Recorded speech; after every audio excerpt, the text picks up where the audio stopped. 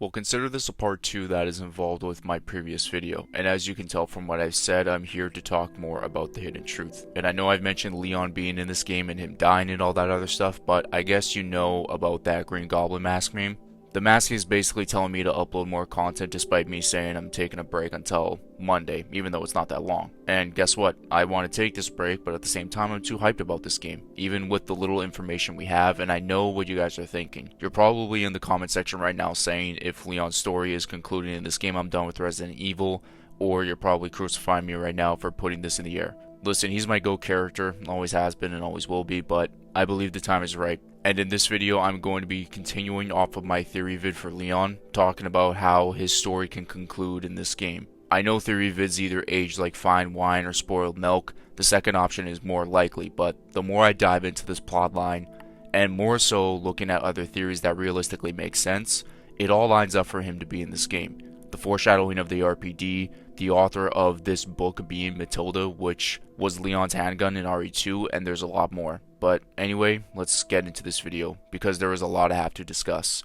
We've had conversations about how the FBI can be very shady towards Grace, and again, she's not going to have much to do with this video, but I'll mention her in the end regardless. There was this thread of a theory going around on RE Twitter, and I took my time to read it, and the more I read it, I was just blown away because I could really see Capcom concluding the Raccoon City storyline with this approach. I want to give full credit and shout out to one of the best RE accounts on Twitter, being Resident BioEvil. I'll put this entire thread in the description so you guys can get a full read of it, and be sure to give him a follow. Like I said, one of the best RE accounts out there. So let's begin this thread of maybe the bigger villain in this game. Not the guy in the chair, not the FBI, but the US government. The recent Resident Evil 9 plot synopsis states that the characters will uncover the hidden truth behind the outbreak in Raccoon City. A two-part conspiracy. Raccoon's hidden truth ties to Umbrella, and none other than the US government. The first half of this dark truth is naturally Umbrella. We all know how the company's deadly T-virus caused the Raccoon City incident, but a lesser known fact is that Umbrella wasn't done with Raccoon even after the poor city got bombed. This is seen in Outbreak's ending. In this ending, it's revealed that Umbrella built a research station right there in the crater of Raccoon City. The scientists say it's been 6 months and there's no way the barren wasteland of Raccoon could sustain life, but the other scientist says not humans at least. From there, the scientist takes a phone call and says they'll be dropping samples of tea in 15-minute intervals. This shows that Umbrella was using the harsh environment of Raccoon City to push the T-virus to its limits. What kind of horrific BOWs come from such research? With some of their documents being dated in the year 2000, it seems Umbrella experimented in this crater for years, possibly right up to the company's shutdown in 2003. But Umbrella having access to Raccoon City bears an even worse question. How did they get the access/funding? At the beginning of this cutscene, a military jet flies over Raccoon City to take pictures of an exploded city, likely as a damage assessment. But then it's shown that Umbrella is looking at the very picture the jet took. That means the government is giving Umbrella intel. By the way, this crater lab wasn't owned by Umbrella. It was actually owned by the government, but Umbrella was operating there freely and possibly with full jurisdiction, if that's the correct word to use. While Umbrella's shadow loomed over Raccoon, the United States government was the true evil behind the incident. Funding Umbrella's viral research, they were directly responsible. In fact, that's the whole reason they bombed the city. Enter the cover-up. While they were fearful of the T-virus spreading, the government's true fear of their coalition with Umbrella being leaked. Thus, they destroyed the city with every monster and every witness. They lied to the media, telling the public Raccoon City was potentially radioactive now. And if you follow up on the lore of what kind of bomb was used on Raccoon City, a thermobaric bomb does not produce significant ionizing radiation like nuclear weapons. The primary effect of a thermobaric bomb is a large sustained blast wave and intense heat.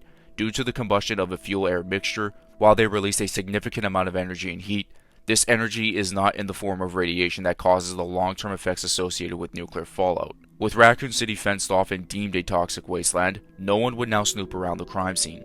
Then possible higher-ups worked with Umbrella to build a new research station and advance the T-virus in this fruitful land. That is, until 2013. The hidden truth of Raccoon City died with Umbrella in 2003, but that was all threatened when President Adam Bedford was going to risk it all, exposing the US's part in the Raccoon City incident. Unfortunately, he was assassinated before revealing the truth. This is the real hidden truth of Raccoon City, and this plot synopsis for Requiem is the first time so far where I'm really seeing where the story could go. This is from the words of Resident BioEvil, by the way. With so many Outbreak connections and the return of Raccoon City, I bet we'll see Umbrella's Crater Lab. More importantly, with Leon likely in this and Grace as a government official, I'm actually speculating this game will also go in depth on the United States involvement and the cover-up from RE6. After all, wherever Umbrella went, the US was never far. I suspect this will close the book on Umbrella and the government's involvement in bioweaponry, as Grace and Leon discover the truth and how these two organizations have used the poor city for years, finally exposing this corruption and making a massive change in the world. So this is another theory. The government used this as a cover-up to say we dropped a nuclear bomb so Raccoon City is completely off limits, but in the shadows, they gave Umbrella employees and researchers to go back to Raccoon City once everything was apocalyptic to redo everything, which is more than likely what led up to us coming back here. Another thing I mentioned in my previous video is that I said there may have been an area or lab that we never really were aware of that was in Raccoon City, and that building or whatever it is would be the spot where the hidden truth would be revealed. And if Capcom is leaning towards this direction, it's more than likely this Crater Lab. And it's crazy it all connects with Resident Evil Outbreak, not to mention Alyssa Ashcroft is a vital point in this game already as of right now with Grace. And again, a big thank you to Resident BioEvil for that thread. Now, how does this connect to Leon and how can he conclude his story in this game? This is how I believe it'll happen. Leon's been in the government's hands for more than a quarter century, and if you follow his story, he hates who he works for. But the problem was, even though he may have been aware of this hidden truth, he couldn't say anything at all. And it falls back towards when he was blackmailed into the government, and he only ended up accepting this order to protect Sherry.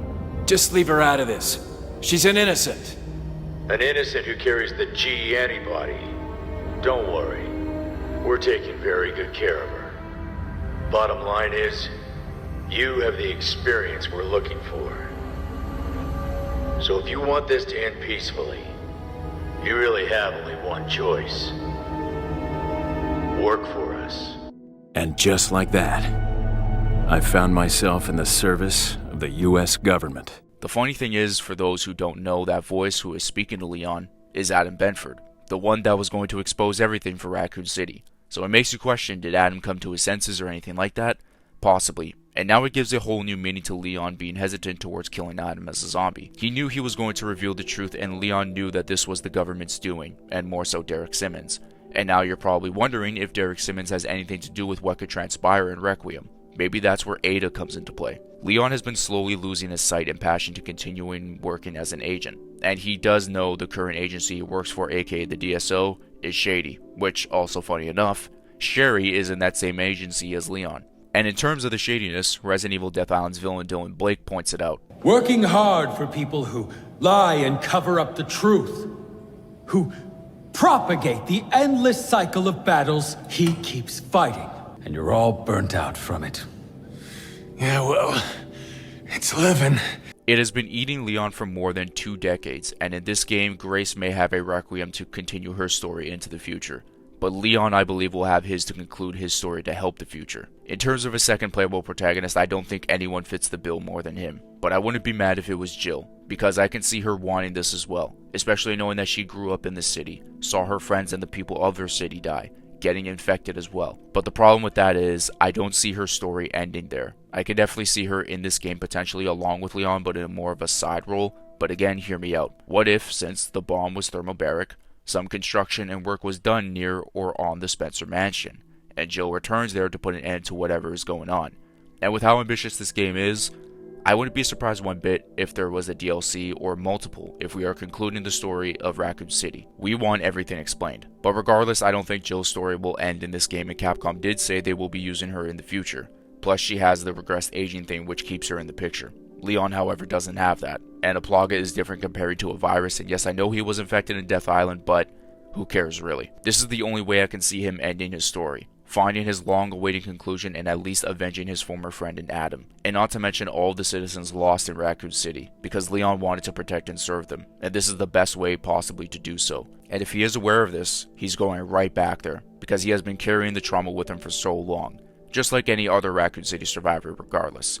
But he has yearned for this, and I don't think Capcom will mess this up. It's interesting to think about if Chris, Claire, or even Sherry could be in this game as well. Unfortunately, as much as I want everyone in this game, the character I'm most likely ruling out is Chris. He has his priorities fulfilling Ethan's promise of taking care of Rose, let alone I'm assuming he solved the mystery of the BSAA using BOWs. That will be used in a future video, don't worry. Sherry, however, would be pretty cool, even though I think it's less likely. And it's the same for Claire, as much as I would love for her to have a reunion with Sherry in a game, especially knowing that it's going to be in Raccoon City where they first met. But all of this may be blown out of extreme proportion, and it makes you probably wonder, how does this all connect with the villain in the chair? Spencer, Brandon Bailey, and much more have been theorized. But maybe this is someone who was a researcher for Umbrella working in that crater lab. Or simply put, there is a way bigger enemy to deal with than this guy. There might be a chance because he is primarily focused on Grace, but we'll see what happens. I really do believe this is building up to being Leon's last game, and people are wondering, including myself, if he's going to die in this game. As much of a theory as it is for me, I don't want it to happen, but at the same time I wouldn't be surprised if Capcom did it, making a sacrificial death to make sure that the truth is out there and Grace is the one to release it, making sure Leon and all of Raccoon City is at peace and clarity. You can give him a good ending and escape with Ada and go off the grid, or he dies in her arms, or as crazy as this sounds, they die together exposing the truth, and Grace survives. Also, one last thing, if all this holds true, I really want to know how long they have been back there just working on the virus or even new viruses if possible. They're saying they have been doing that since 2000, so maybe they've been working there for almost 25 years. Anyways, this video can age really badly, and especially badly if Leon isn't in the game at all. But anyways, let me know what you guys think of this entire video. Obviously, I'm expecting some people to be upset for me for putting this in the air, but that's YouTube. Not everyone will like your video or content, and that's fine.